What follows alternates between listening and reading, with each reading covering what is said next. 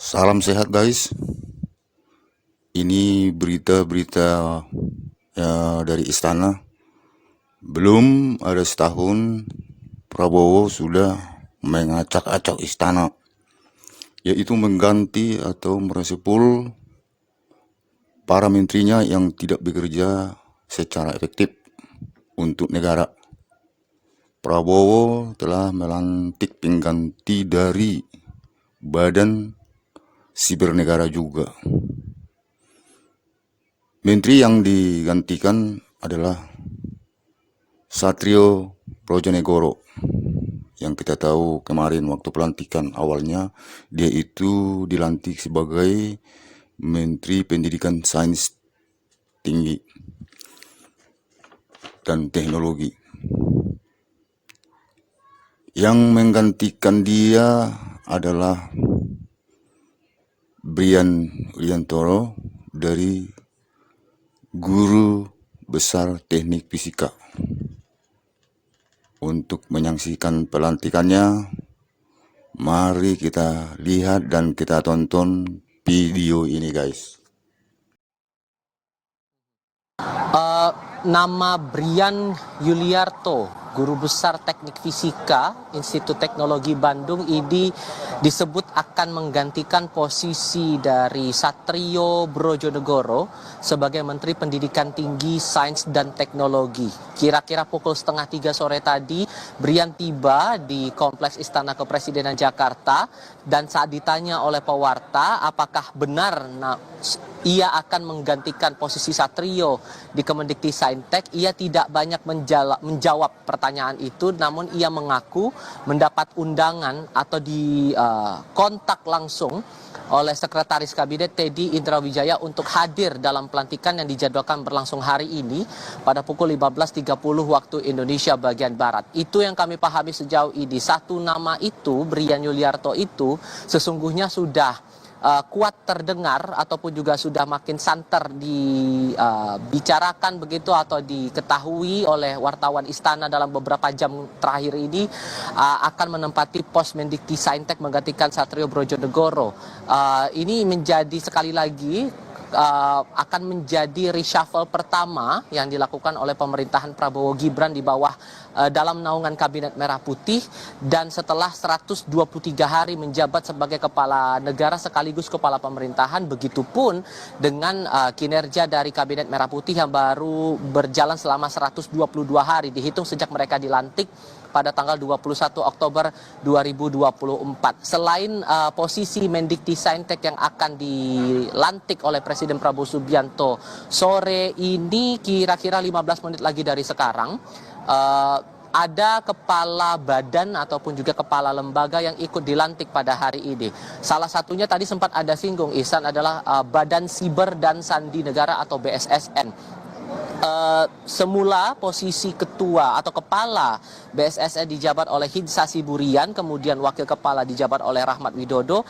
Nantinya akan digantikan oleh dua tokoh masing-masing. Kepalanya nanti adalah Nugroho Sulistyo Budi, sementara untuk wakil kepalanya adalah pakar IT Pratama Persada. Tadi kepada wartawan Pratama tiba lalu meladeni beberapa pertanyaan yang dilontarkan wartawan sebelum ia masuk ke dalam Kompleks Istana Kepresidenan Jakarta, dan ia mengaku bahwa baru mendapatkan informasi untuk datang ke Istana Kepresidenan menjalani proses pelantikan pada siang tadi lewat arahan ataupun juga informasi dari pihak Istana Kepresidenan untuk melakukan proses pelantikan. Tak banyak hal yang dia sampaikan kepada wartawan tadi, namun ia langsung menuju ke dalam, mengingat waktu untuk proses pelantikannya juga tidak akan lama lagi, dijadwalkan pada pukul 15.30 waktu Indonesia bagian Barat. Nama lainnya juga terdengar ataupun juga yang saya cermati tadi tiba datang ke Istana Kepresidenan Jakarta ini adalah Muhammad Yusuf Atteh. Muhammad Yusuf Atteh sekali lagi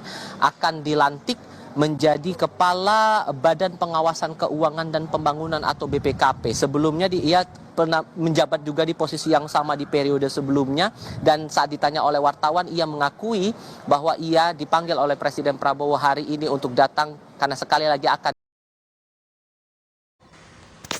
Dan menurut saya masih banyak sih, atau masih ada lagi beberapa menteri lainnya yang perlu di reshuffle atau digantikan dengan secepatnya.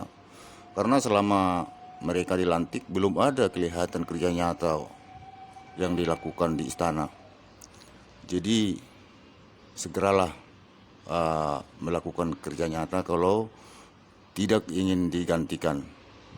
Maka daripada itu Prabowo Gibran segera menilai dan melihat betul-betul fakta di lapangan, fakta kinerja mereka bagaimana sebenarnya sampai hari ini. Artinya berapa skor nilainya mereka selama diangkat jadi menteri.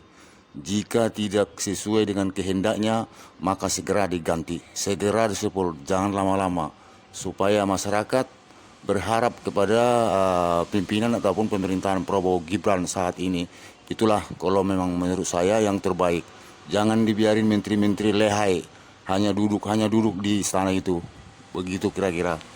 Termasuk juga dalam beberapa sektor yang kemudian ini bisa membantu sejumlah sektor-sektor ataupun juga program kerja lainnya yang dijalankan begitu oleh pemerintahan Prabowo Subianto dan Wakil Presiden Gibran Rakabuming Raka. Dalam rapat kerja bersama dengan Komisi 10 DPR RI belum lama ini, Satrio menyampaikan bahwa imbas dari efisiensi yang berjalan sampai dengan saat ini akan sedikit banyaknya berpengaruh pada uang kuliah tunggal atau UKT yang berlaku di seluruh perguruan tinggi negeri atau PTN setidak-tidaknya.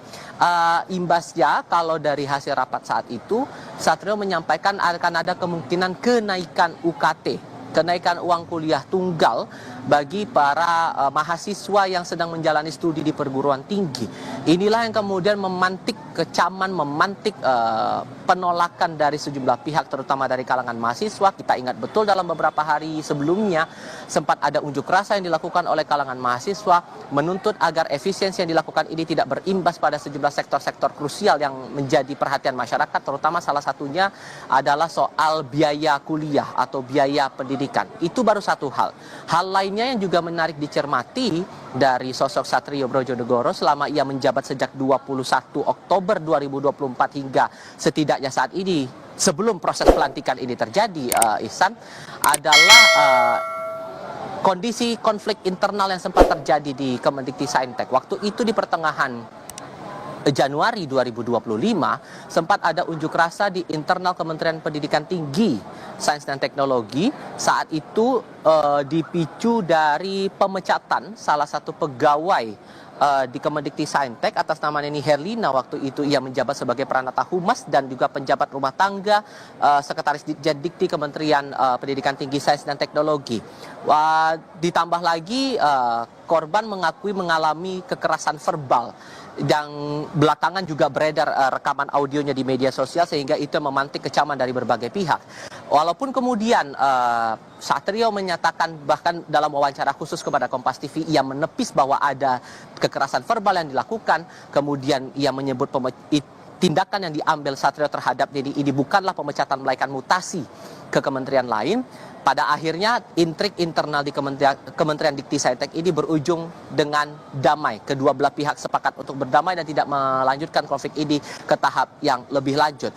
Dua hal inilah yang menjadi fokus perhatian publik seiring dengan sosok Satrio yang akan digantikan oleh nama Brian Yuliarto, guru besar ITB, pengajar di bidang teknik fisika Institut Teknologi Bandung, yang akan menjabat di sisa masa jabatan di kementerian ataupun juga di Kabinet Merah Putih masa jabatan periode 2024-2029. Wartawan istana sudah diarahkan untuk menuju ke dalam istana mengikuti rangkaian proses pelantikan yang tidak lama lagi bila kemudian akan berjalan tepat waktu, kira-kira 9 menit lagi dari sekarang pada pukul 15.30 waktu Indonesia Barat, yang akan dipimpin langsung oleh Presiden Prabowo Subianto, diikuti juga oleh seluruh jajaran menteri di Kabinet Merah Putih. Saya sempat melihat tadi ada Menko PMK Pratikno, kemudian ada Menko Pemberdayaan Masyarakat Muhaimin Iskandar, lalu juga jajaran menteri dan kepala badan lainnya mengaku diundang oleh Presiden untuk datang dalam proses pelantikan yang akan berlangsung pada hari ini. Namun saat ditanya apakah benar hanya Mendikti-Saintek yang akan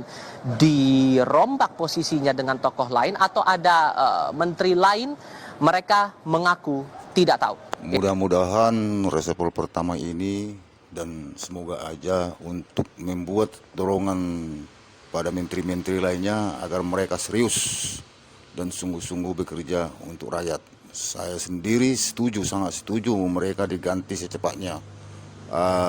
Yang kurang gebrakan kerja nyata selama ini, yang setelah dilantik mereka belum ada kelihatan apa-apanya, masih hanya mondar-mandir di istana, duduk-duduk, itu aja yang mereka lakukan. Itu memang benar-benar itu menyakitkan sekali bagi Prabowo dan bisa terganggu program-program yang akan dilakukan beliau. Mereka kan diberikan fasilitas yang memadai, tapi kok enggak buat action kerja yang maksimal gitu. Ya tentu sekali negara juga rugi dong. Jadi semoga aja ini punya efek dengan menteri yang lainnya, guys. Tunggal atau biaya pendidikan di perguruan tinggi. Ia memastikan bahwa aspek operasional saja yang bakal terdampak dari efisiensi anggaran ini. Sementara untuk biaya kuliah, semua tidak ada yang berubah. Itu pernyataan Menkeu Sri Mulyani waktu itu bersama dengan jajaran pimpinan DPR RI beberapa hari lalu, begitu ya, merespons dari banyaknya spekulasi ataupun juga reaksi publik bahwa efisiensi anggaran ini bakal berdampak signifikan untuk biaya kuliah. Itu dari satu pihak. Sementara dari pihak lain juga memastikan bahwa tidak akan ada dampak signifikan terhadap biaya kuliah ini di tengah upaya efisiensi anggaran yang dijalankan oleh pemerintahan Prabowo Subianto dan Gibran Rakabuming Raka ini. Termasuk kemarin kepada Kompas TV juga, Ihsan, di program Sapa Indonesia Malam, Wakil Mendikti Saintek Stella Christy juga memastikan bahwa tidak ada hal yang berubah terhadap layanan masyarakat, terhadap layanan publik, terutama dalam hal ini biaya kuliah.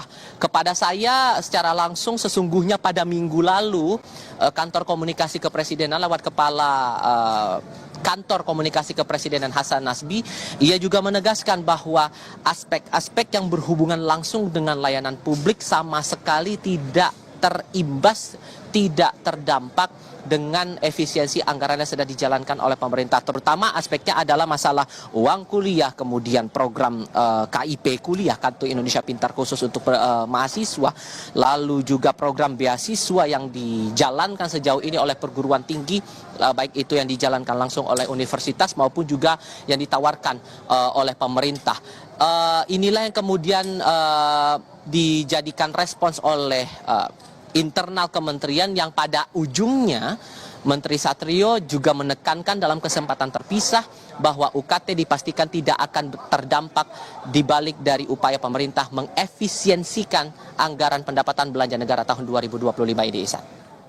Ya, calon pengganti Satrio Brojonegoro dikabarkan adalah Profesor Brian Yuliarto, Guru Besar ITB. Apa cerita terkait Brian Yuliarto yang beredar di Istana, Tifal?